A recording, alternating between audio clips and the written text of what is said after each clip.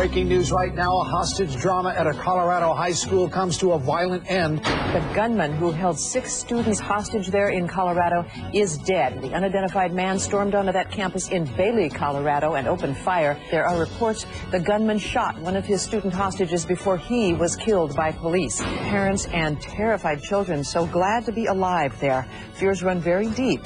Principal was shot inside the school this morning by a 15-year-old student. Hainstock entered Weston School carrying 2 guns that he had pried from a parent's gun locker at their home. Got to the principal, shot him 3 times, in the leg once, in the head once, and in the mid-torso. A one-room schoolhouse in Amish country becomes a murder scene as a gunman seeking revenge opens fire. He split them up, males and females. He let the males go. With the little girls as hostages, the gunman barricades himself in the school. He bound the female victims out by the blackboard and apparently executed them. It's terrible. It's not for it. I just can't believe it. You know anyone who goes to school? Yes. Well, today we're debating the best way to educate children. Now, the recent school shootings have parents worried about sending their children to school. There were 3 shootings in a week. Now, Rayanne and her husband, Steve, want me to weigh in on their great school debate. Rayanne says that schools aren't safe, and she is adamant that her children will get a better education if they're homeschooled. But Steve says, no way. My husband, Steve, believes that our girls should go to a public school. Rayanne feels that homeschooling's the best. I believe that my husband, Steve, is wrong. I disagree with Rayanne. I do believe that public schools have become more dangerous. I'm not willing to put my girls in jeopardy and risk losing them to a monster that would come in and torture them or take their life. We live in Loveland, Colorado. Columbine is approximately 45 miles away, and Bailey is approximately 90 miles away. Bailey is the site of the most recent tragedy where Emily Keyes was shot down and murdered. I don't believe that sending them to school is any safer than making them stay home. If you go to the bank, you can get robbed or shot there, or if you drive in a car, you can get hit. I think public schools are very safe. The death of Emily Keyes hit home because I pictured my girls being 16 and in that situation, not being there to protect them and never seeing them get married or graduate college. It was very, very personal for me. Rayanne is very protective of her kids. If she could, she'd wrap them up in bubble wrap and keep them here at home as long as possible. No one is going to take better care of my girls than I will. If they're here being homeschooled, the kids will not get socially adjusted. My kids will be missing out on prom, flirting, having their first crush on a teacher, this little stuff that helps you grow into a well-adjusted adult. It's not like I would be keeping our girls a prisoner in our home. There are gymnastics, dance classes, cheerleading, orchestra, sport, church, band, choir. Rayanne's very smart. She probably could teach them, but she'd also have to learn a lot of it herself. It'd be like the blind leading the blind. She'd be learning it the day before. She'd be teaching it. I really don't see a lot of drawbacks for me being a teacher for the girls. I'm familiar with planning and preparation of classes and grading. In my mind, I have made my decision. I know I'm right, and I'm not going to lose because I'm very stubborn. I'm very passionate about kids going to public schools. I'm very adamant about my stance on homeschooling. Please, Dr. Phil, convince my wife that public schools are the only way to go. Help me convince my husband that homeschooling is the right thing to do. Okay. Now, is anything that we've discussed up here so far changed your view about it at all? No. No. Anything we discussed so far changed your view about it? You haven't heard anything? No, not at all. Okay. Well, thanks for coming.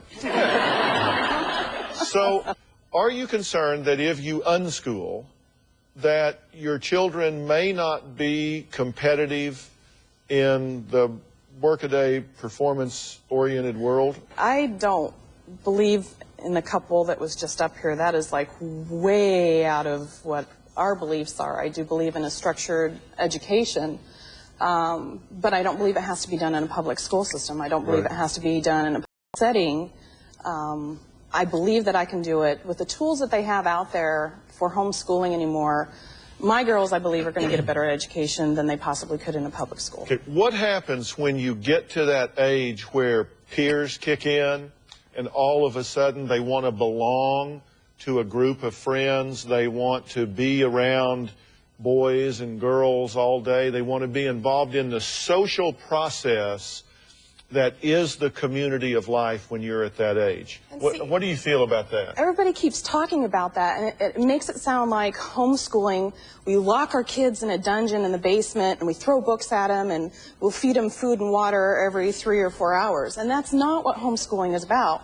We have churches, we have 4-H that my girls will be involved in. There's gymnastics, there's still sports that they participate in with the public school systems. There are so many things out there that my girls would be a part of, that the concept of them not being socialized is just laughable. Well, actually, it's not laughable. There's a lot of research that suggests that what I said is, in fact, a problem after they hit puberty and they get into those middle school years. So it isn't laughable at all. In fact, it is substantiated by experience. If the parents are not involved, if the parents don't take that extra step to have their children participate in these things. And I've said, I don't think that's all positive that they're participating in what I described, but there does seem to be a developmental deficit from middle school years on for those that don't get involved in the school process itself.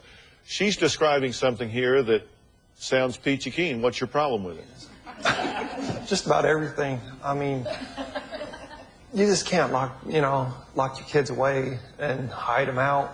Oh, so that's who's been saying this. Because I didn't think it was me. I was wondering who's saying this. You just can't do that. I mean, you have to let your kids experience life. Are you concerned with what he's saying? And are you concerned that there's a point at which your child needs to be separate from mom and stand on their own and not have you in the room, not have your presence there, not have you overseeing and overshadowing everything? With the way that the world is starting to come to and the circumstances that are putting our children in danger, I would rather be overprotective and have my girls be alive to resent me and be alive to say, I wish. Okay, but it's not just that they're alive to resent you. It's just, are they able to navigate and negotiate the demands of life when you're not around? Because you're not going to always be there. No, and there's so many support groups out there. There's other parents that do this. There's other communities that do this. It's not like they have to be under my thumb every single minute. Are you overprotective? Yes, I am. Okay, and do you think that that does have backlash? Oh, heavens, yes. To school or not to school, the debate continues.